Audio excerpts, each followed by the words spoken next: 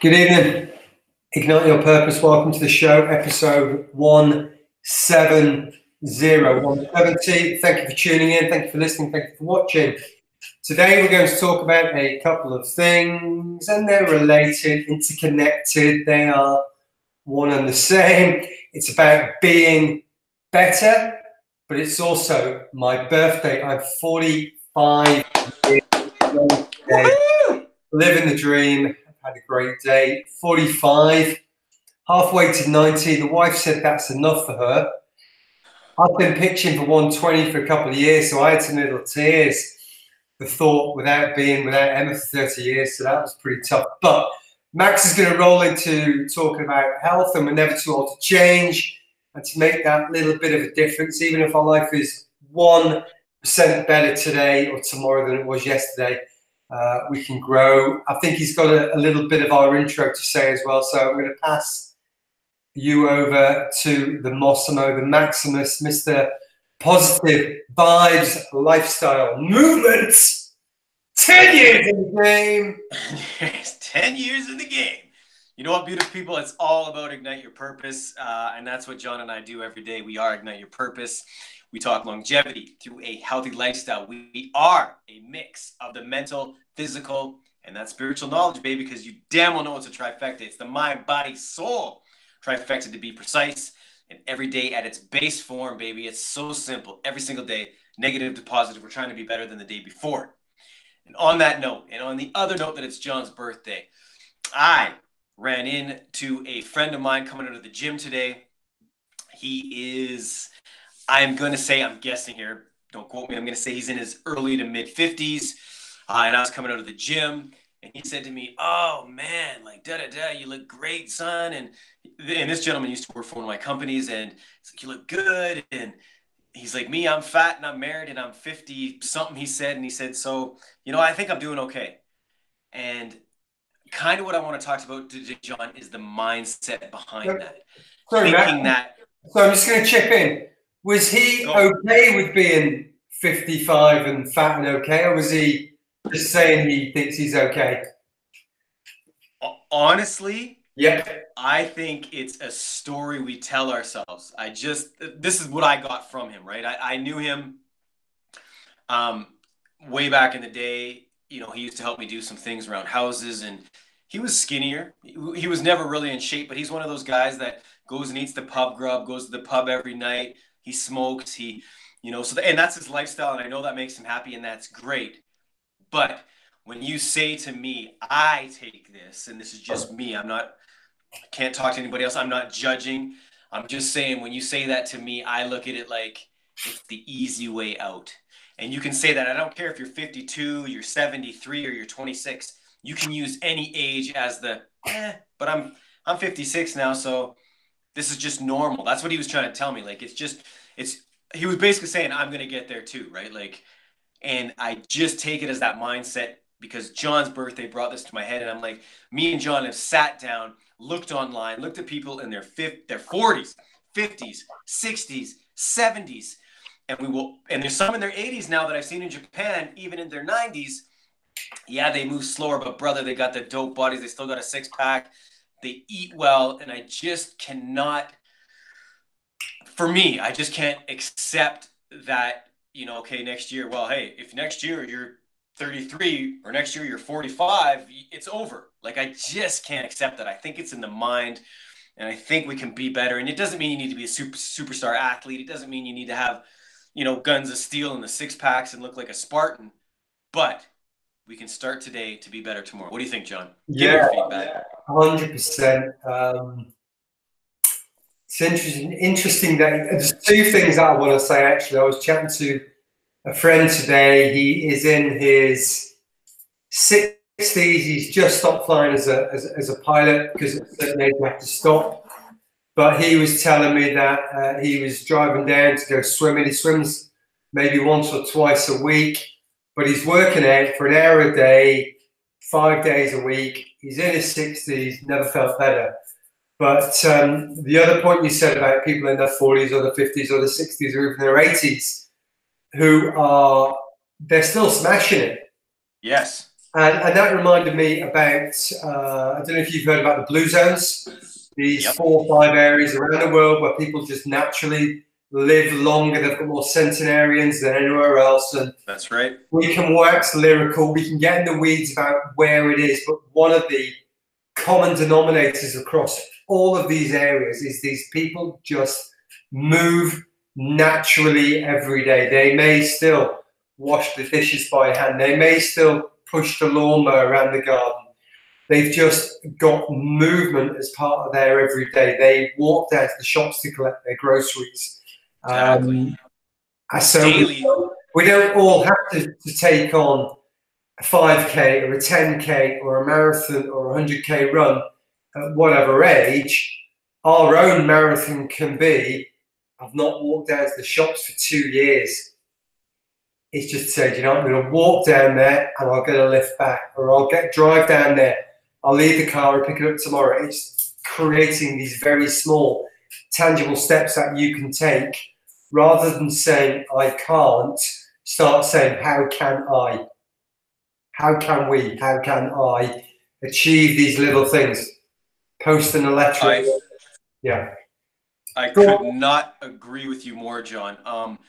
And having said that, you know, these blue zones, and we've talked about this numerous times, you and I and many other people, and if you want to do some research, go look at it. There's 5 areas, and these people usually walk to the market daily, there and back. They hang out in the town squares, and they dance and they sing and they drink, and there's so many things involved. But here, you know, and I think in maybe your area as well, John, I think people think, yeah, like, the excuse is, well, they see me coming out of a gym and I've just been in there for an hour and a half, whether it's been an Olympic training or a running thing or a CrossFit thing, and they're just like, well, you know, I'm this age, so I don't want to do that, and that's fine. But there are things you can do to be better, and that could, like you said so many times, it could be a walk, it could be eating more veggies. There is so many minor things, instead of just kind of, which we always do in society, John, we're going to call it laziness, and then we're going to put a wall up and just say, no, I'm done. Like, in my mind, for a lot of these people, I think they just give up because it's easier. It does take hard work to die healthy, right? Yeah, Ken, there's a couple of factors. It doesn't help that the media is so complex, and anything of any value needs to be complex and needs to be expensive and have all of these steps. And I believe that as soon as you try to introduce changing the diet, changing the sleep, changing the meditation, we've got to have our cardio workout, our low-fat diet, but we need the macros. As soon as you start dropping in all of these different elements of health, of which they are all elements, it becomes too difficult. So it gets thrown out the window. And the second thing, I've forgotten. So it doesn't matter. It'll come back in a second. But just keep it simple. Just get up, go for a walk in the morning. 5 minutes, 2 minutes, 1 minute. You go to the toilet. Every time you go to the toilet, do a few squats. Whatever. Simple things. Totally. We tend to make it. I've remembered what I was going to say though. Oh, Max is frozen up again. Max is frozen up. The other factor of why we don't do things, it's self-worth. If I achieve that goal, will I get the recognition that I never used to have? Will I get the pat on the back that I never used to have? So if I do it and I don't get that pat on the back or that recognition or the platitudes from people or just the recognition for doing something. Is Max coming back? Yeah. I was just saying, Max, that sometimes people don't choose not to do these things because if they lose that 5 kilograms, if they do that 5K run, if they finish that art project and they don't get the pat on the back and that recognition and that the self-worth, if they get the love, if they don't get that, then you think, well, what the fuck next? So it's easier to do it. I 100% agree with you. And in the end, man, it has to be for you. There is some selfishness involved in selflessness. Yeah. We all need, John and I had this talk about this today. We all need to take care of ourselves first. It's not taking care of, the grandparents, the grandkids, the next door neighbors. That's all good and well. But if you're putting yourself at risk doing that, then we actually cannot be there for the empowerment and betterment of everybody around us if we're not 120% ourselves. Yeah. And like you said, John, it doesn't need to be that hard. We don't need to make up these stories and excuses in our own mind as to why we can't. Oh, it's this age. Oh, it's too cold. Oh, it's too hot. Oh, I'd rather watch the movie. We just got to shut the F up and do it. Hence why the blue zones, where they're forced to, because it's just part of societal things, that they walk down to the market. They have to walk to go get water or whatever the story is, right? It's just part of life. Instead of sitting down stationary all day, then going home, eating your beer and your chips, and then watching movies for 3 hours before you go to bed. Yeah. I know people that put themselves second for most of their lives. Fair enough. Believing that it's for the greater good and for the greater good of the other people. But I just always wonder, well, how much more could you have achieved if you'd have just occasionally put yourself first, taking care of your own health, your own headspace, your own wellness? What else could you? And I've seen what some of these people have achieved on half a tank, but totally. we've only got so much in our tank, and we need to keep some of that for ourselves before we give it all away. Because if we give it all away, then it's quite often a downhill struggle, and we won't achieve those things. And the thought of walking to the shops it's too far. So I put this up before. This arrived in the post a couple of days ago. Blue Zone, National Geographic's been on there. Beautiful. A couple of 2-3 times, I think, but it's well worth a read. And I think society could learn a lot from these places by making many things that will be simpler rather than more complex. And Max spoke earlier about the society, and the phrase F society came up. Look after yourself, get your own shit sorted, and then once that's squared away, then we can give the best version of ourselves to other people. So you got anything to finish off, Max? That's it's nearly 15 minutes, our normal thing.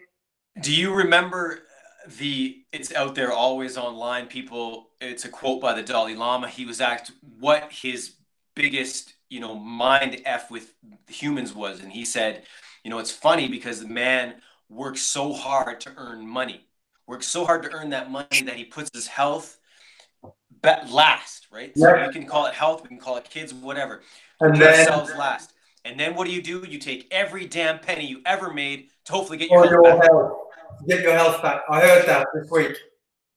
Totally, right? Like we just got to get our priorities straight, and we are the priority. Because then when we are 100+%, we can then take that energy, which John and I experience every day, and throw it out there because it feels so damn good, people. Yeah. Well, I think from me, bye-bye. I'll see you every day between now and my 46th birthday in 365. We see you every day from now to 120, baby. Just now to on different platforms. Thank you for tuning in. Thank you for listening, for subscribing, for liking, all of that jazz. And we'll see you next time. Appreciate you guys. See you tomorrow. Peace.